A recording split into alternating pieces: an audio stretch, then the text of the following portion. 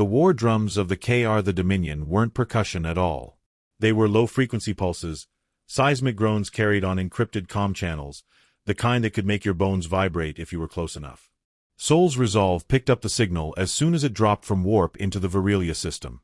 Commander Elena Reyes stood on the bridge, hands folded behind her back, watching the Dyson ring grow in the viewport, a vast, glittering band wrapped around the system's sun. It spun slow and steady, its inner surfaces studded with habitats, cities, and atmospheric domes glowing like a strand of jewels against the black. "They're moving early," Argo murmured through her earpiece. The AI's voice was even, almost conversational, as if announcing a mild weather change. Reyes didn't look away from the view. Location: outer staging fields near the neutral border. Fleet size: classified. But it's not a drill. The bridge lights dimmed as the ship entered the ring's regulated traffic corridor.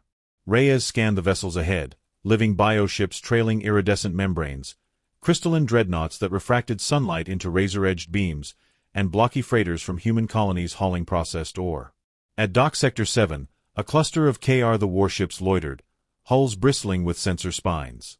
They weren't here for ceremony. Her comm pinged. "Commander Reyes," said Ambassador Sharen Vale from the diplomatic quarters. "Council convenes in 40 minutes. High Chancellor Drovox already on the floor." "I'll be there," Reyes replied. She left the bridge, boots striking the deck in measured rhythm. The corridors of Sol's Resolve were stripped of ornament, practical to the core, a ship built for escort and defense, not show. The docking umbilical latched with a heavy thud. As she stepped into the ring's reception hall, the air shifted, warmer, faintly metallic, scented with alien pollens and ozone. The hall itself was a marvel of engineering. Platforms suspended at different gravities, each shaped for the physiology of its visiting species. Amphibians floated in water spheres alongside insectoid delegates clinging to vertical walkways. Humans were given standard gravity corridors lined with adaptive translation nodes. Sharen Vale was waiting, flanked by 2 security officers. She was slight, precise in movement, eyes sharp behind her diplomatic composure. "The KR have the floor. Their narrative is already seeded. Let's see if they sing in tune," Reyes said. They entered the chamber of 10,000 tongues, a cavernous space layered in concentric rings, each section tailored to an atmosphere mix. At its center, a lattice of hollow projection beams rose like a tree of light. Drovox stood in that light, tall and scaled, each plate of his armor engraved with curling glyphs. His voice carried across the chamber in translated clarity. "And while we honor the contributions of all younger species, we must consider the dangers of unchecked expansion. The human claim in the Arivos belt lies dangerously close to strategic sectors vital to the stability of this council." His tone dripped civility, but every phrase was a blade in velvet. Around him, KR the officers stood with hands clasped, 3 fingers tapping in short bursts, a pattern Reyes recognized from intel briefings. Fleet Command Code. Sharen glanced at her. "You see it too." When the Chancellor finished, the Council moderator gestured to the human delegation. Sharen made the formal address, laying out the legal precedents for Earth's claim. When she ceded the floor, Reyes stepped forward. "We have no intention of destabilizing this council," she said, her voice calm, her gaze level. "Nor do we mistake veiled threats for honest dialogue. Humanity earned its place here by surviving conditions most species wouldn't attempt. We will defend what is ours, with words if possible, with other means if necessary." A ripple of low tones moved through the chamber, amusement from some quarters, discomfort from others. Drovox's mouth curved, but he said nothing. When the session recessed, Reyes left through a side corridor reserved for security staff. Halfway through, a figure detached from the shadows, a tall, reptilian being with one half of his skull replaced by cybernetics. His remaining eye glinted amber. "You didn't hear it from me," he said in accented standard, pressing a slim data shard into her palm. "But if you don't act, you'll be negotiating from your knees." She closed her hand over the shard. "Why help us?" "Because the KR think only in terms of conquest," he said. "I prefer balance." Without another word, he turned and melted back into the crowd. Reyes reached her quarters before slotting the shard into a secure reader. Holomaps flared up, KR the fleet positions across neutral sectors, converging patterns toward the Arrivo's trade lanes. Timers tick down in KR the script. 3 days until the council vote, 3 days until the noose closed. Argo's voice was quiet. If this is accurate, they're betting you'll fold before they have to fire a shot. Reyes studied the maps, the encroaching lines of warships. Then we'll make sure their bet doesn't pay out. This chapter ends with the inciting incident firmly in place. Reyes has evidence, a ticking clock, and the shadow of a coming blockade, and sets up the tension that will carry through Chapter 2. The secure door sealed behind her with a muted hiss. Inside her quarters aboard the Dyson Ring, Commander Elena Reyes placed the data shard into an isolated decrypt station. The holographic interface flared to life, pulling strands of alien script into human-readable charts. She leaned closer. The map showed KR the fleets drifting in formation along the neutral border. Not scattered patrols, organized staging points. Red arcs marked projected interception zones over the Arrivo's trade routes, each with timers counting down to 0. 3 days. Cross-check this with Council shipping manifests, she said. Argo responded instantly. If they move as planned, 64% of Earth's outer colonies will be cut off from supply within 48 hours of sanctions. Reyes tapped the table. They're not waiting for the vote. The Council's just the opening act. A vibration tremored through the deck. Not weapons fire, mechanical. The room's light dimmed, replaced by the faint red glow of emergency strips. Power fluctuation in your sector, Argo said. Council maintenance drones rerouted.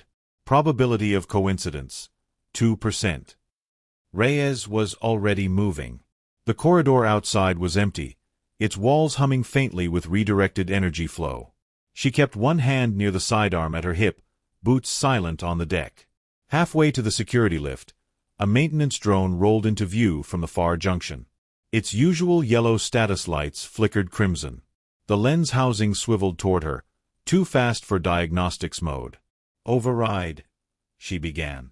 The drone's chest cavity split open, revealing the barrel of a compact plasma cutter. She dove sideways as the beam carved a glowing scar into the bulkhead where she'd been standing. Her sidearm cleared its holster in one fluid motion. She fired 2 tight shots. The first punched through the drone sensor array, blinding it. The second hit the wheel assembly, sending it spinning in place. It still fired. She grabbed the nearest wall panel and ripped it open, yanking free a thick power conduit.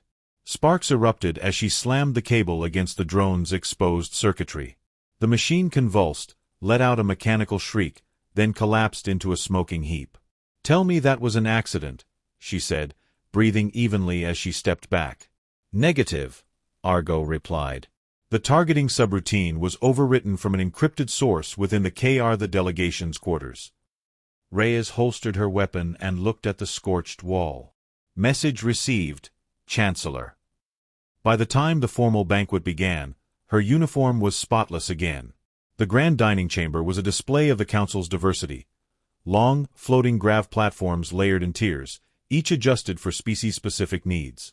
Amphibians swam in translucent spheres at one end. Insectoids dined on crystallized minerals at another.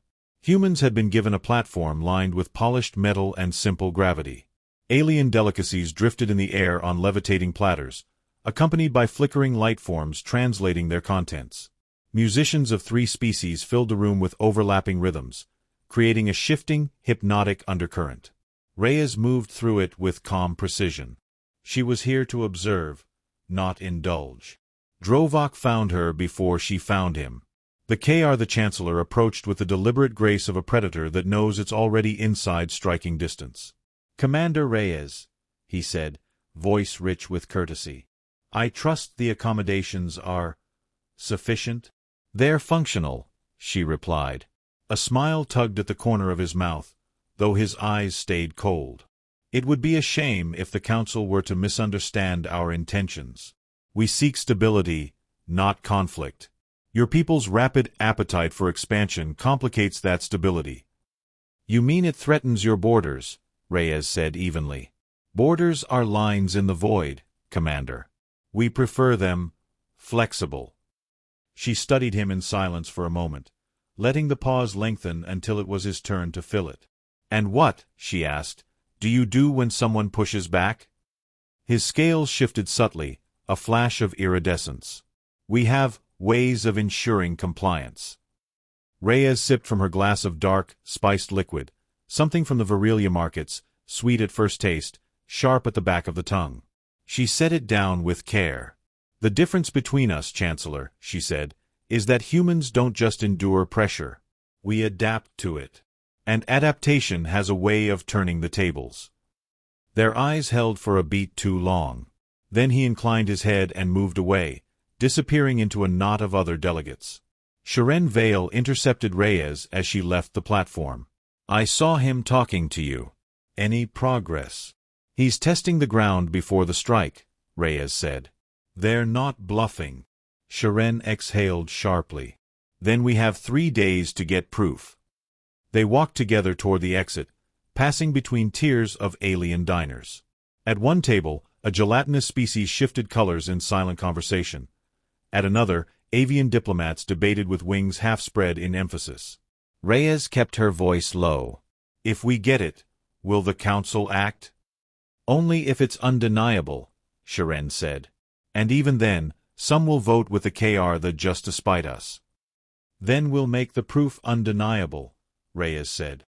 Back aboard Sol's Resolve, Reyes stood in the command conference room, the KR the fleet map still floating above the table. She traced the projected blockade lines with a fingertip. "Show me the most likely storage location for operational orders," she told Argo. A red icon pulsed over a section of the ring's diplomatic quarter. "High-security embassy server," Argo said. "Physical access required for extraction.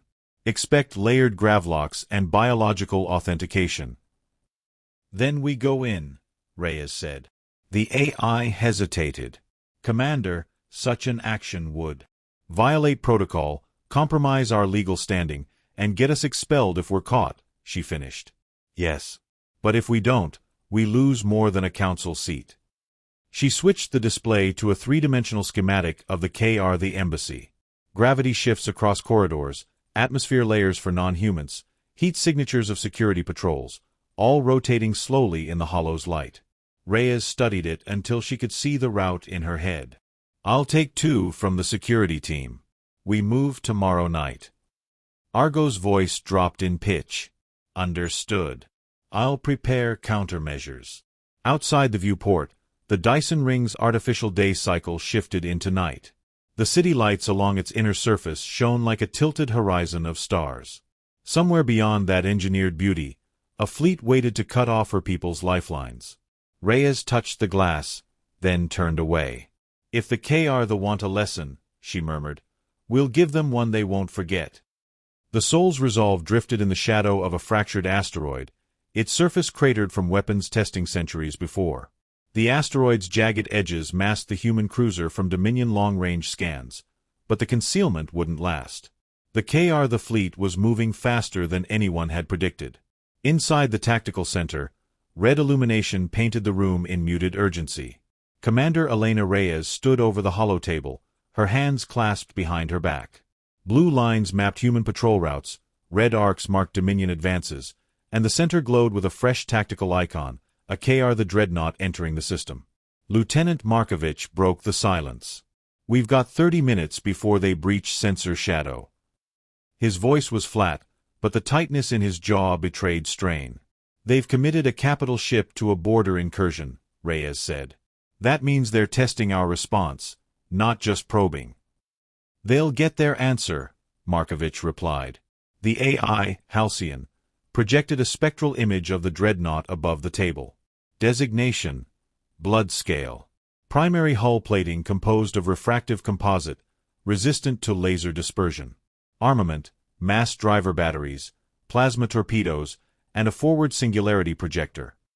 Reyes narrowed her eyes. "That's not a probe ship. That's a war declaration wearing armor." The blood scale came into visual range, a massive, serrated silhouette sliding against the starfield, with pulsing veins of crimson energy running along its hull like exposed arteries. Even at a distance, the ship projected menace, as though it knew its name had already been whispered in fear. On the bridge, comms picked up a transmission. The voice was guttural, almost wet, each syllable a slow slice. "Humans of Soul," the KR the Warlord spoke, "your outpost violates the Accords. Withdraw, or your station will burn." Reyes allowed the silence to stretch a full 5 seconds before responding. "This is Commander Elena Reyes of the Terran Defense Navy. We don't negotiate with threats. If you're here to test our resolve, you've chosen the wrong border." The KR laughed, a sound like bone cracking. "You still believe you are feared. The galaxy has moved on from your species." Reyes killed the comm feed without another word. "Markovich, lock firing solutions. Do not engage until my order." In the weapons bay, the crew worked with precision. Plasma capacitors hummed. Missile racks rotated with mechanical certainty. Every movement was the product of 1,000 drills and the understanding that hesitation could mean death. Gunnery Chief Hassan leaned toward the intercom. "Commander, if you want this thing crippled, I recommend targeting the starboard maneuvering cluster. That will buy us time without starting full hostilities." "We'll give them one chance to retreat," Reyes said. Minutes later, the blood scale fired first, a warning salvo that wasn't meant to miss. The asteroid beside Sol's Resolve erupted into molten shards, the shockwave rocking the cruiser. Markovich's voice was sharp. "That was within 500 meters, Commander." "Return fire," Reyes ordered. The cruiser's forward batteries lit up, streaking white-blue plasma across the void.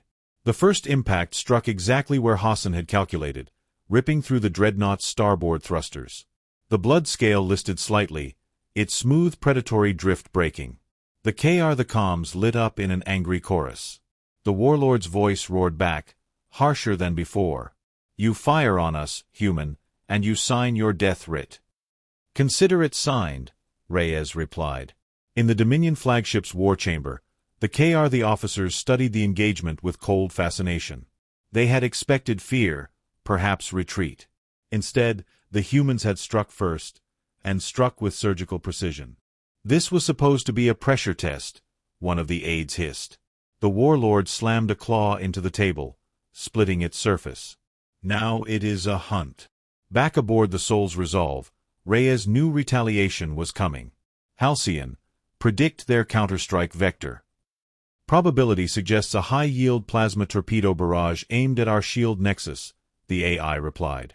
"Then we won't be there when it hits," Reyes said. "Helm, adjust course, 30-degree port, minimal engine flare. Make it look like a drift from the last impact." The maneuver worked. The Bloodscale's counterstrike burned through empty space, dissipating harmlessly into the dark. "They're adjusting targeting," Halcyon warned. "Good. Keep them adjusting."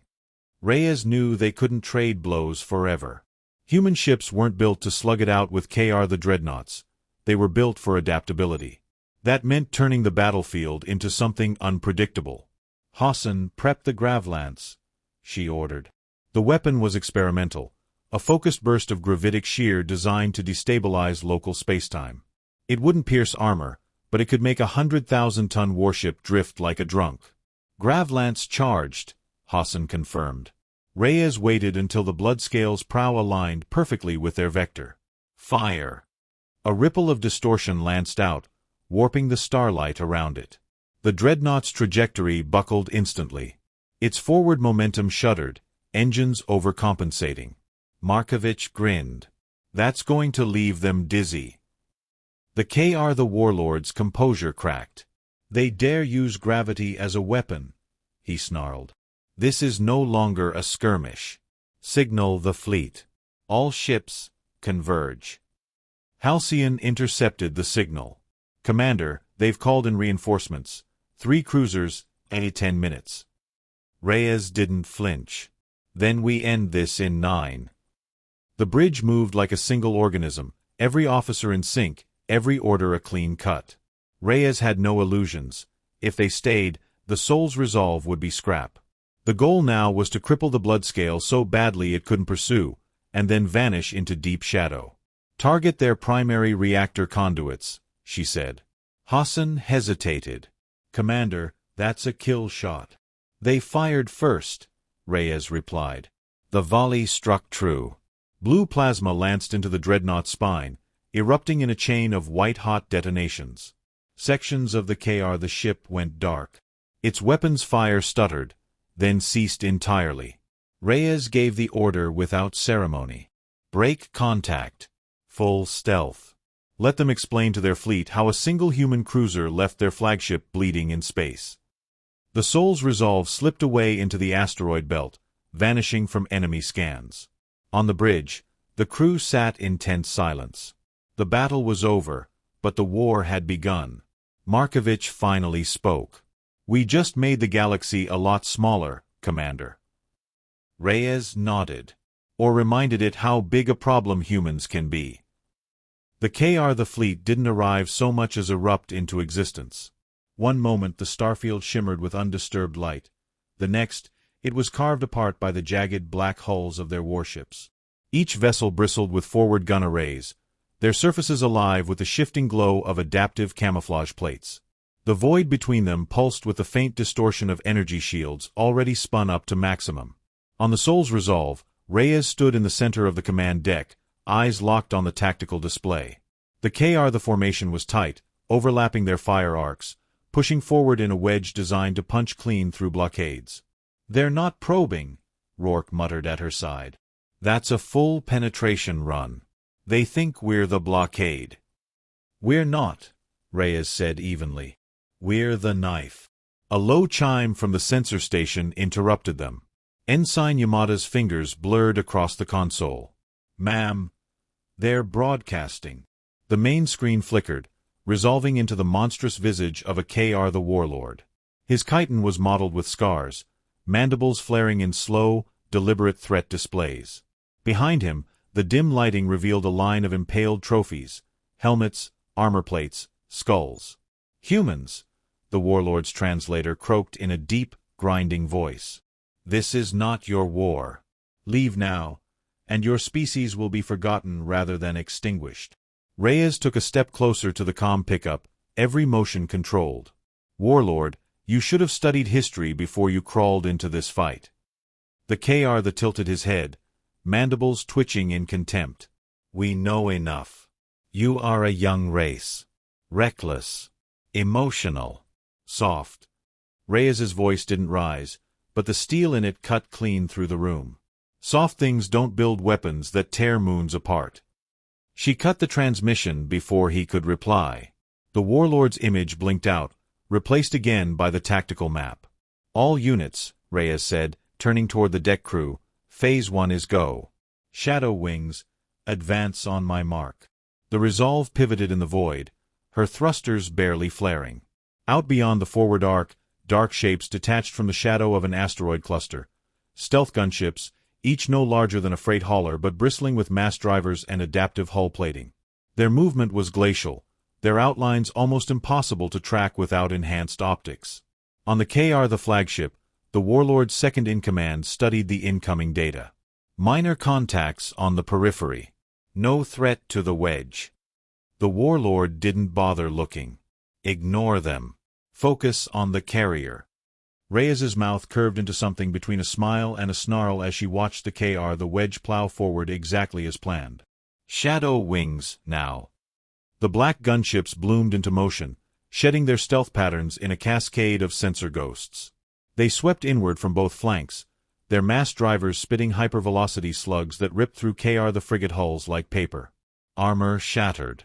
Compartments vented into the void. The wedge shuddered, its momentum checked for the first time. Vector cut. Rourke barked.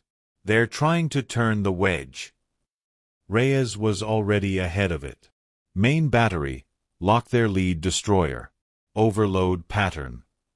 The Resolve's spinal railgun cycled with a deep, bone-vibrating hum. A single tungsten slug, the size of a shuttle, fired at a fraction of light speed. It crossed the gap in less than a heartbeat, punching clean through the lead the vessel. Shields collapsed in a ripple of failed harmonics. Armor peeled back in incandescent strips. The ship broke apart under its own inertia. The wedge collapsed. The warlord surged forward on his command platform, mandibles snapping in rage. Human trickery. Back on the Resolve, Reyes didn't waste the opening. All wings, converge and push them into the grid.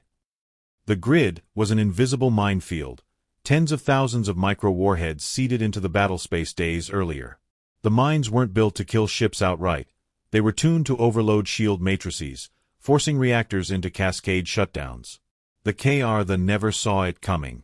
As their damaged formation tried to retreat and regroup, the grid lit up in a storm of localized detonations. The shields failed in patches. Exposed hulls were chewed apart by railgun fire from the advancing human wings. The black wedge of death that had entered the system was now a broken scatter of crippled ships.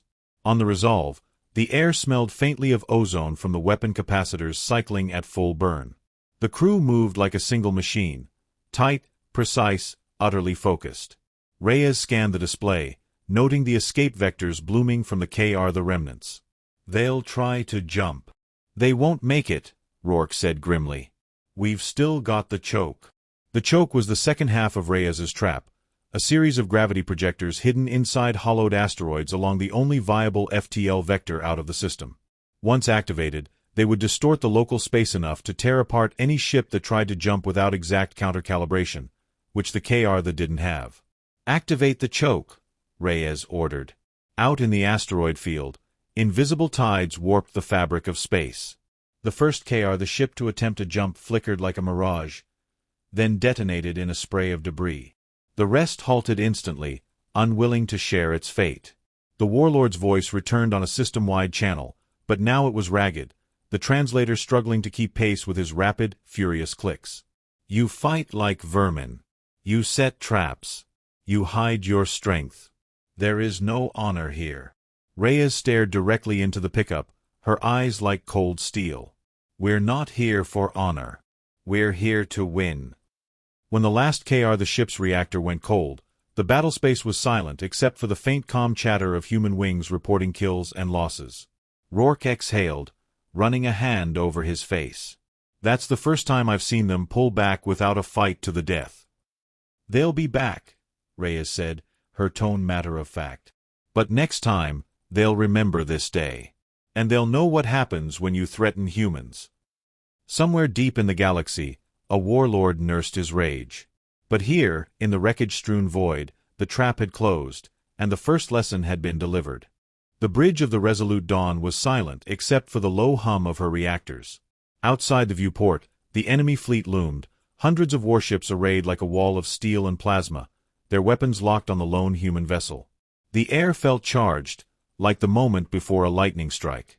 "Message from the Karth Dominion," Ensign Lien reported, her voice tight. "They're demanding we surrender immediately, or Earth will be glassed." Captain Eric Vale stood motionless, hands clasped behind his back. His eyes didn't leave the dark expanse ahead. The threat wasn't unexpected, but hearing it spoken aloud made the room feel smaller. He'd faced warlords, pirates, and rogue AIs before, but this was different. The Karth weren't bluffing. They never bluffed. "Open a channel," Eric said. The main display shimmered, revealing High Marshal Raxar of the Karth Dominion, a towering reptilian figure draped in ceremonial armor, his scaled face stretched into something between a grin and a snarl. "Human," Raxar said, his voice deep and cold. "Your kind has spread too far. You take what is not yours, breed faster than the civilized races, and challenge the natural order. You will kneel now, or watch your home burn." Eric's gaze was steady. "We've heard that before," he said softly. "From others who thought they could dictate humanity's place in the stars." Raxar's expression darkened. "Do you truly believe a single ship can stand against the Dominion?" "I don't need to," Eric replied. "I just need to remind you why threatening humans is the last mistake anyone makes." Raxar scoffed, but something in the captain's tone made the High Marshal hesitate. His crest shifted ever so slightly, a tell of uncertainty. Eric cut the transmission. "Helm, bring us forward at attack speed. Tactical, arm everything."